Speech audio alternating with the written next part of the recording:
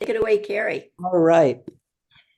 Leelanau Indivisible is delighted to welcome Jamie Bell, Director of Donor Engagement for Women's Resource Center of the Grand Traverse area.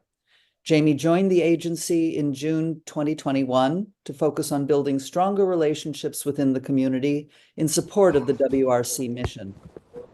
Jamie's dedication to a life in service to others has defined the direction of her career. In 2008, she volunteered with AmeriCorps as a children's health and wellness coordinator. Her education in social sciences and nonprofit business management led to 9 years working in sales and outreach with Higher Grounds Trading Company. A self-described coffee enthusiast, Jamie was responsible for educating our Northern Michigan community on the importance of fair trade and social justice through more conscious coffee consumption. In the middle of the pandemic, Jamie accepted the position of development coordinator at Women's Resource Center. She described the move as a natural fit. Today, Jamie's goal is to share WRC's mission with as many people as possible by raising funds, raising awareness, and engaging the community in supporting survivors. Jamie's commitment to her role as an ally to survivors is evident in a recent Up North Live clip.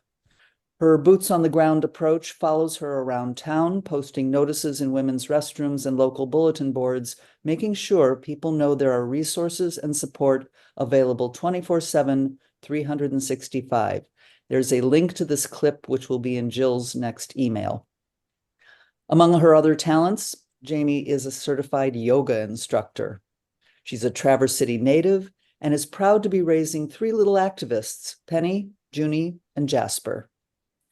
Jamie Bell's passion for helping others is contagious, so please join me in welcoming her to talk about her experience so that we can catch some of that passion.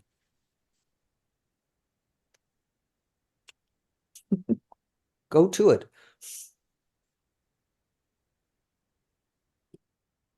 Jamie, are you muted?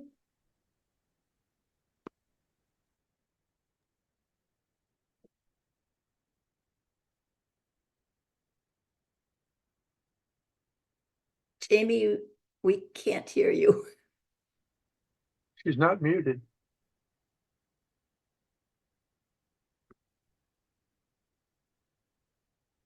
We could hear you before. Did you maybe turn your microphone down? Not me, but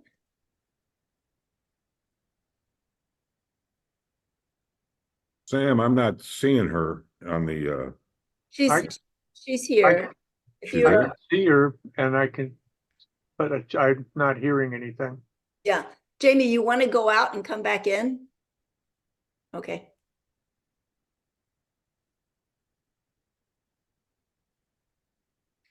Jamie was a friend of my daughter, Kina, who was a yoga instructor too.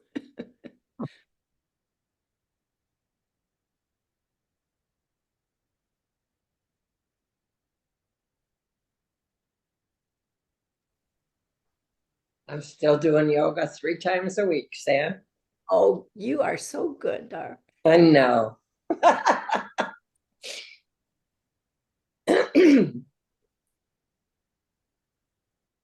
What do you think the problem could be? Mickey, you have any ideas? Sometimes there's dual microphones on people's computers that they don't know about. Yeah, Yeah, we could hear her when she first came in, though. Can you hear me? Yes. Oh, yeah. Yay. Yeah. Okay, I had to leave and come back. Okay, well, sorry about that. And thank you for that very nice introduction. That was very sweet. Thank you. My name is Jamie Bell. My title is Director of Donor Engagement with the Women's Resource Center of the Traverse City area. And so what I'm going to do is I'm going to just give a broad overview and share some information. And I'd welcome any questions that you might have. So if something pops up while I'm speaking, don't hesitate to put a hand up or ask a question if needed. So the Women's Resource Center has been around since 1975. Our mission is to protect, shelter, and empower people who have been impacted by domestic or sexual violence. And I say people because we serve everybody, not just women, which can be a little misleading by our name, but anybody can come to us for service. We operate a 24-hour crisis line. Just to give you an idea of how busy that crisis line is, we took about 5,500 calls last year to the crisis line. That shakes out to about 15 crisis calls every day. So we have a team of advocates, and they're the people who answer those phones. And what they're doing is they're working with people to come up with individualized safety plans. So just recognizing that every situation is different and every person has different wants and needs. We're here to help create a safe space and navigate that. We also operate a 22-bed shelter called Helen's House. It's usually pretty full. Last week I was over there and we had 16 people in shelter. We also have a transitional house.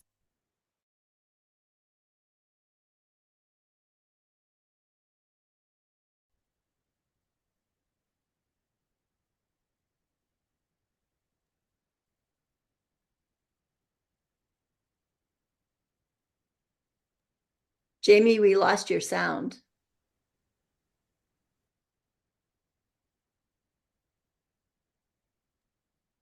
Thanks.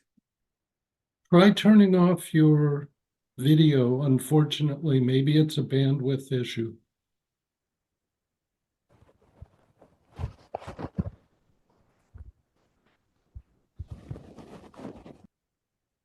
We still can't hear you, Jamie.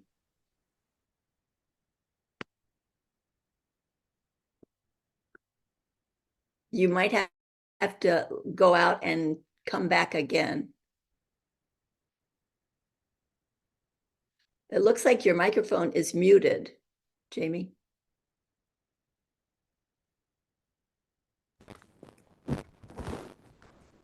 Is there a way to dial in using a phone?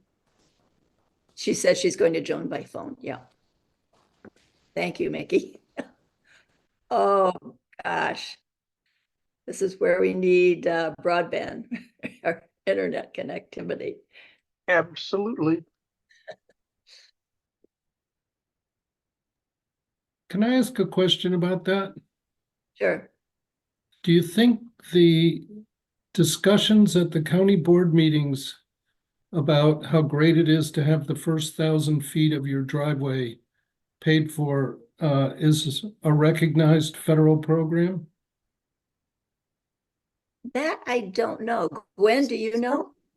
I'm not sure what you mean, that it's a federally recognized program, because Spectrum sure doesn't do that. I thought there was a federal program to help support broadband in rural communities. There is. There's been ARPA money, and they've had a series of grants. So each county got ARPA funds. Poor little Leelanau County, because we are really not very big. We got a grand total of $4.2 million, which goes like that. Then there was a MyHigh program through the state, which was federal funding. And I don't even want to say what happened, but I think the companies are figuring out that there's more money coming down the road, which there is. There's BEAD money, and I don't know yet what that stands for, BEAD. That's coming next year. And I really think they're hanging out for more money from BEAD. But Point, we have a contract with Point right now. They gave us a good deal. They're doing the 1,000 feet free. Spectrum is tough. In my district. So Tom, that may be for you too. Spectrum's tough. They actually were awarded the second round of MyHigh funding and turned it down because it wasn't enough money. So we're still negotiating. We're working hard to do it. We were ready to do it. We were ready to fund it. And they are being for-profit corporations is what they're being. Mickey, can I ask you where you live? Yeah, we live on Bow Road and we're subject to the Spectrum inefficiencies. They mostly purchase drilling services, it seems, from Texas companies and are dependent on people who come up, spend 3.5 months, 4 months working, and then they disappear. And the levels of the company, they don't talk to each other. So it's really inefficient. This Okay, process has you know been what, much more. Jamie's back, so could we hold that for just a second? Let's see if Yeah. we can hear. Okay, Jamie, try again. Can you hear me?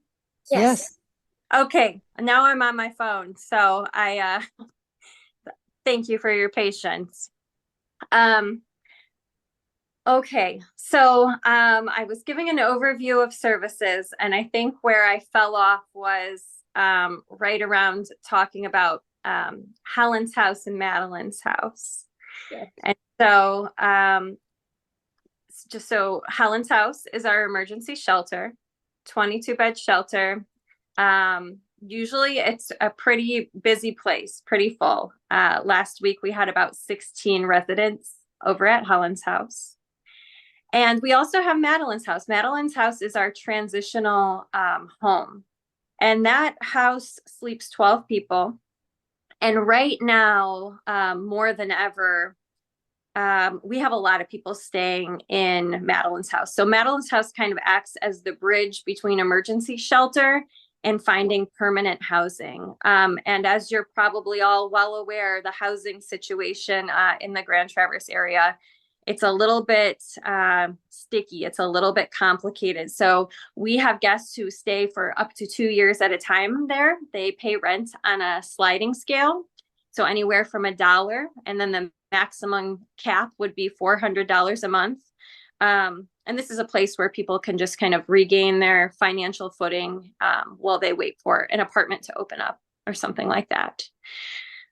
We offer, all of our services are free and confidential. So we have advocates that meet with individuals one-on-one. We also offer group classes. We have a group called the Empowerment Group. It's a group that people can elect to join and connect with others and just work on different life skills, anything from budgeting to confidence building, things like that. I should back things up and say that the counties that we serve are Grand Traverse, Leelanau, Benzie, and Kalkaska County. That said, we see people from all over. It's not uncommon when someone is fleeing an abusive situation for them to want to just have a new start. And if people have connections to the Traverse City area, they'll come up and we welcome them with open arms. We also have our thrift stores that you may have seen around town. And I love to tell people this about our thrift stores. So our thrift stores are actually our number one source of funding. And we're very proud of that, to not have to lean quite so hard on state and federal funding, because there's a lot of red tape and it's very unpredictable year over year. There seems to be cuts all the time. So we have our 2 thrift stores that give back to the community directly. So every month we give away about $10,000 worth of free goods to people in need.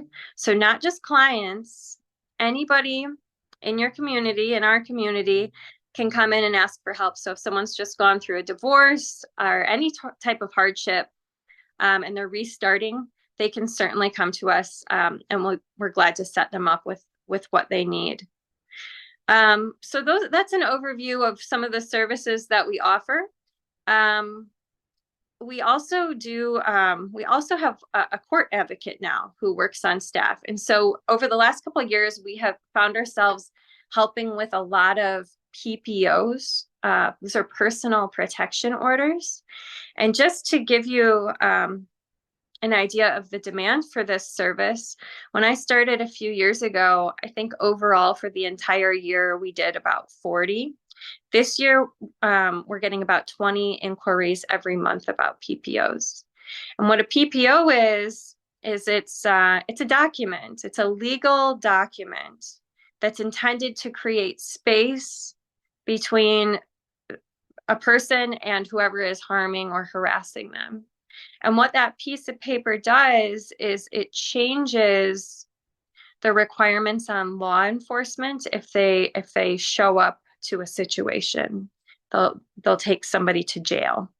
And so it's just another a line of defense. And there are all sorts of PPOs out there, but we really, are focused in the silo of domestic and sexual violence. So those are the. Can I ask a quick question here, Jamie? Sure. This is, our sheriff always gives reports on things, but I've never heard him say anything about domestic violence in Leelanau County. Do you know about any numbers just in Leelanau County? I could certainly find out, but I can tell you that in the Grand Traverse region, the number one call that officers are getting and showing up to are domestic calls. And there is a lot of domestic violence in Leelanau County. And it's one of those issues, it's kind of a hidden issue, but it affects a lot of people. So statistically, 1 in 4 women in their lifetime deal with an issue related to domestic violence, 1 in 9 men. And so that's a lot of people. And through the course of COVID, there was a huge rise in calls to centers like the Women's Resource Center. And we definitely saw that locally. We actually saw a 40% increase in calls to our crisis line during COVID, and that has not slowed down. So I guess that's kind of a long and kind of indirect answer to telling you there is an issue with domestic violence in Leelanau County. And we work closely with lots of other agencies in the area. A great organization that we talk to once in a while is that Leelanau Christian Neighbors. And so we try to stay well connected so that we're sharing resources with people in our communities. So we're trying to always kind of be 2 steps ahead as much as we can be, right? We just had these little cards. They're little business card size cards created. We call them crisis cards. We put them together about a year ago. And that was actually after I had a conversation with a nurse at a doctor's office in Leelanau County. And she and I were talking and she's like, we have your brochures, but we really need something more discreet. And of course, I was like, oh yeah, of course. If somebody's waiting for you in the car, you're probably not going to want to walk out to the car with a bunch of pamphlets on domestic violence. So we put together these little cards that can just slide into a pocket, and we're getting them into the hands of as many people as possible. So we have all of the state troopers in the area carrying these cards, doctor's offices, gyms, all sorts of places, keeping them on hand.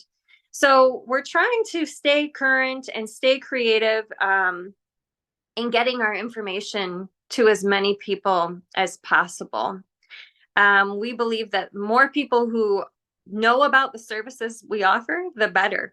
And the optimist in me has to hope that some of this rise that we're seeing maybe is because people are understanding that domestic violence is a lot more prevalent than we realize. I think a lot of us have this classic idea of domestic violence. We think of bruises, we think of physical injuries. And what we know that is that domestic violence, it's not always physical. Domestic violence is a demonstration of power and control in a relationship. And so I'll give you an example of what I mean.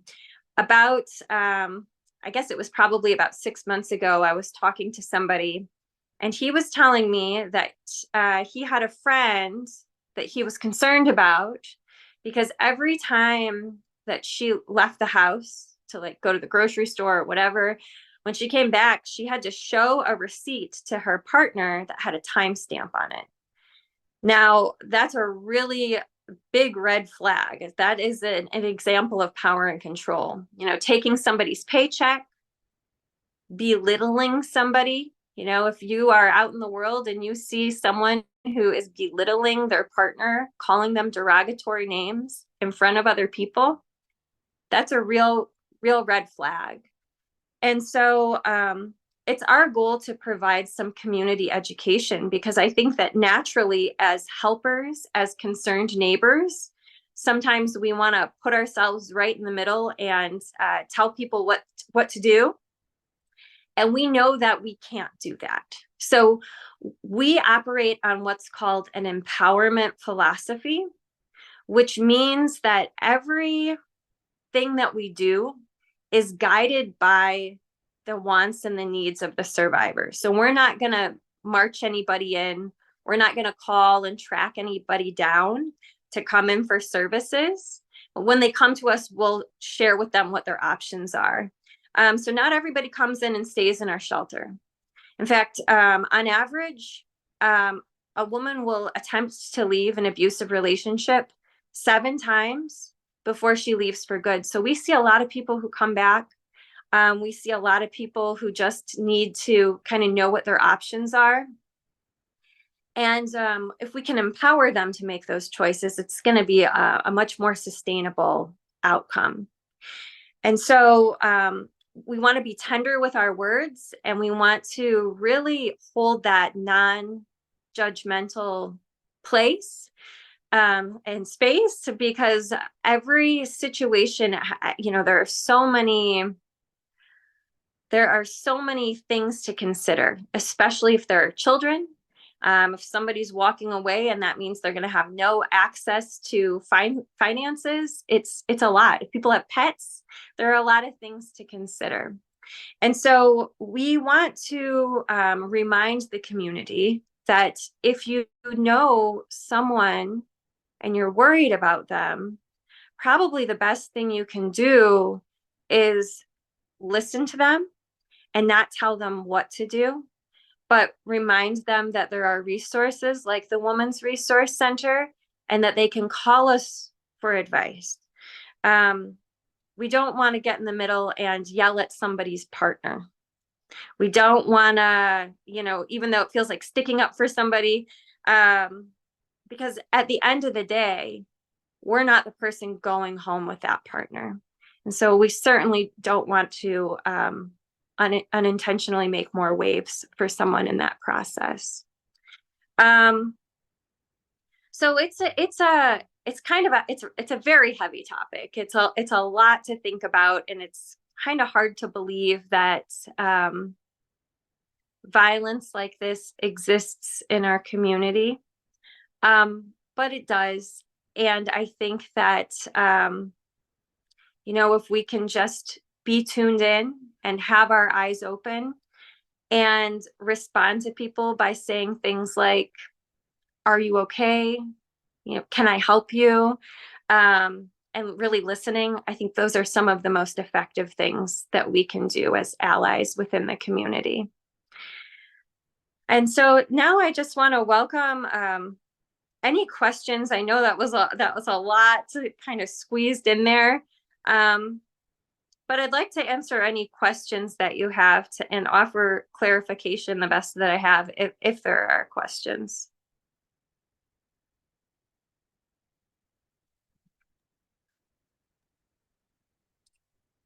Well, Go ahead. Kathy's got her hand up. Okay, I can't. I'm on this little phone, so I can't see everybody all at once. I kind of have to I funnel know. through. So if you just want to jump in if you have a question. Go ahead, Kathy. Jamie, I used to work at the prosecutor's office in Leelanau County, and back when I was there, we had a specific victim advocate that I worked child support. So quite often my child support cases would include domestic violence, and I would refer them right down the hall to the person who worked that. Do they still have that here? I've been out of there for a couple years, so I'm not sure if they still do. Yeah, all of the counties that we serve, there are victim advocates. And so they Okay. are direct communication with our advocates at WRC. Okay. Yeah. Thank you.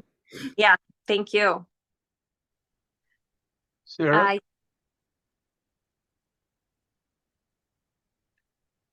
Hi, Jamie. Hi, Sarah. Hi. I'm wondering if, is there a different way to donate household and clothing items that would get to the women that need them? Or is that part of the sorting that happens when you take things to the Women's Resource Center? Thanks for asking that. Yeah. So I mentioned that anybody in the community can shop, but of course, survivors, what we do is we offer, they're able to come in and shop for, I say shop, they're able to come in and get whatever they need for free. So a lot of people come in with just, the clothes on their back. So we get them set up with Carol Rose. She manages our thrift store, and they can get whatever they need. Now, sometimes we have specifics that we're looking for. If somebody needs a baby stroller, if somebody needs a new bed because they're moving into a house. And so we'll look for that. Sometimes we'll make direct asks to the community.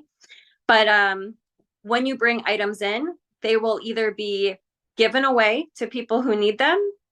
And if there's not an immediate need right then those items will go to the thrift store and they'll be sold. And half of every dollar goes directly back to the mission. The other half goes to keeping us in operation.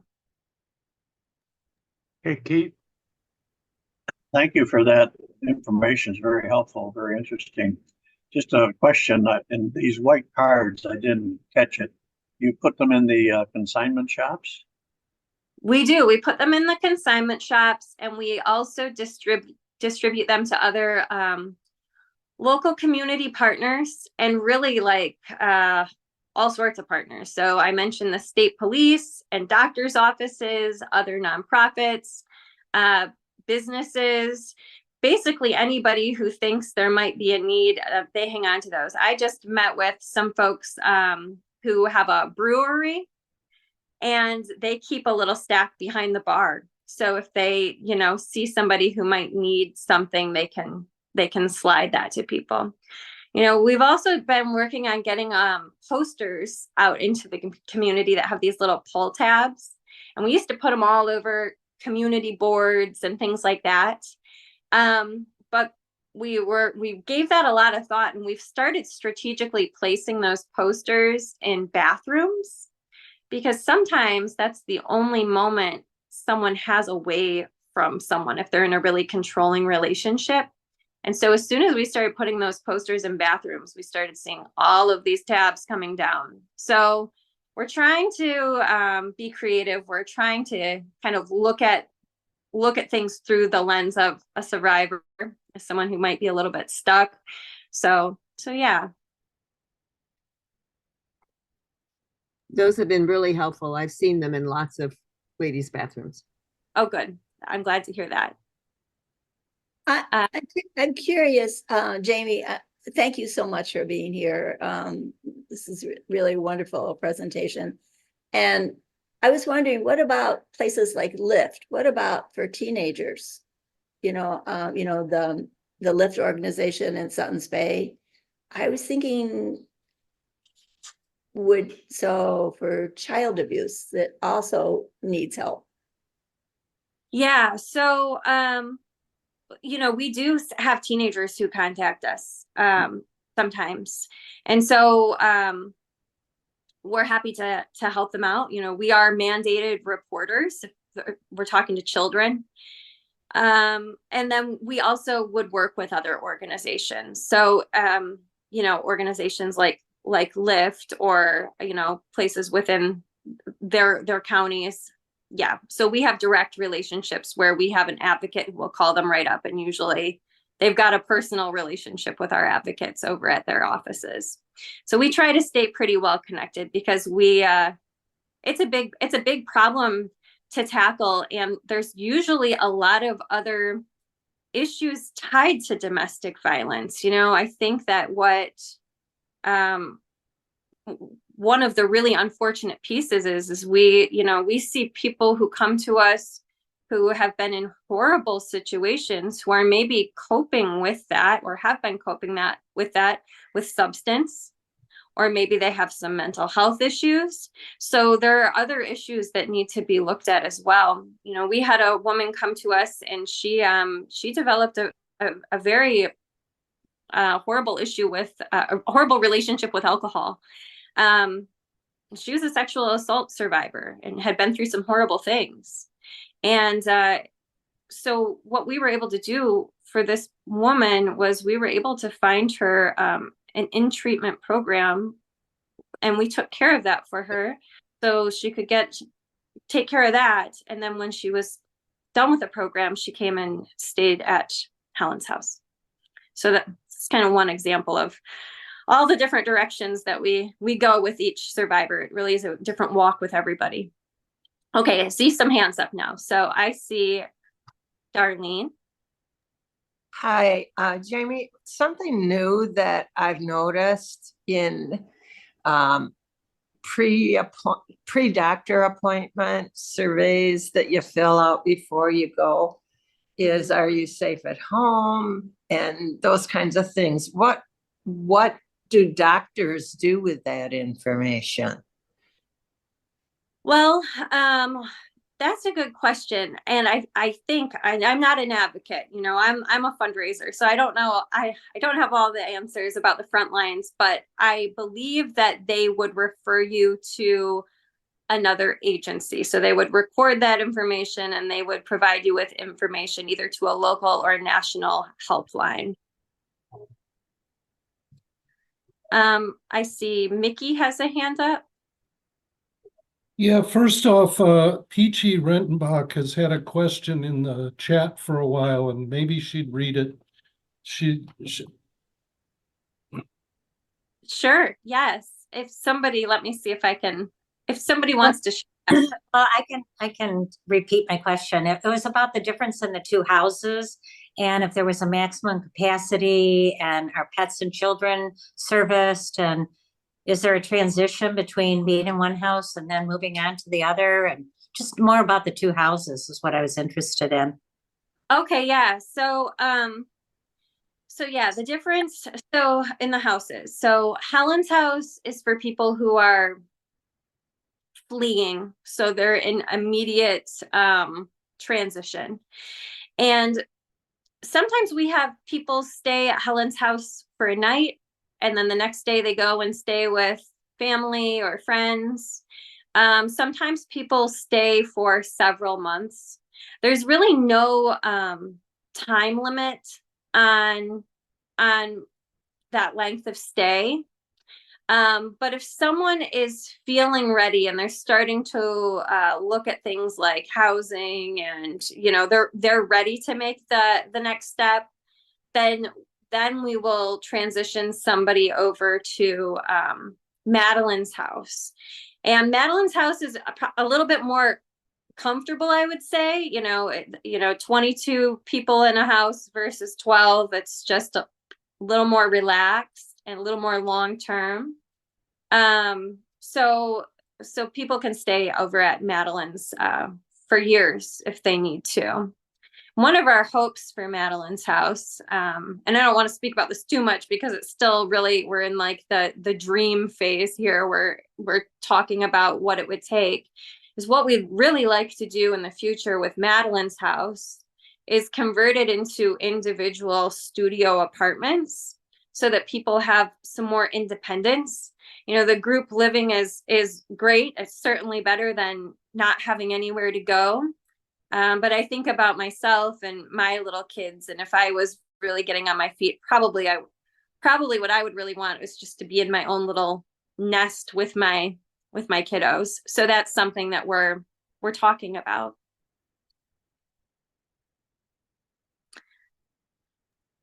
So quick question. Next year's 50 years. Yeah. Are you planning a fundraising drive or something that, or some special activities that you can share at this point? Well, nothing that I can speak to concretely, but we will be doing something big. Yeah, 50 years is a really long time. And we, you know, we don't do a whole lot of in-person events. But I do want to put something else on your radar, and I can send I don't even have a formal invitation yet. That's coming this coming week. I'll have one. But on May 23rd of this year, so next month, we're going to be hosting Judge Rosemarie Aquilina. We're bringing her in to talk to our community about the importance of listening to survivors. And Judge Aquilina kind of became famous. She's the judge who sentenced Larry Nassar, the MSU USA gymnastics sex scandal. And one of the things that made that case really interesting was that Judge Aquilina allowed every victim an opportunity to give personal testimony. And there were over 150 people, 150 victims. And so she believed it was really important, and she caught some flack for that, and not everybody thought she should do that. They thought it was a waste of time, but she firmly believed that it was a really important part of people's healing process. So anyway, we're bringing her in on the 23rd, which is a Thursday. And so as soon as I have an official invitation, I would love to share that with you all if you're interested in coming. It's going to be a free community event. But we're always, you know, interested in hosting little fundraisers. We're always trying to be in front of people. There's always, you know, it's kind of an endless need. So we're always trying to get the word out and be in front of people.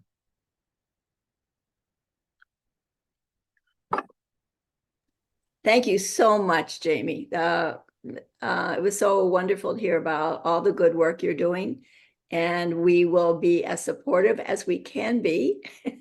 And I'm sure if you just send me the details, Jill will send it out in our email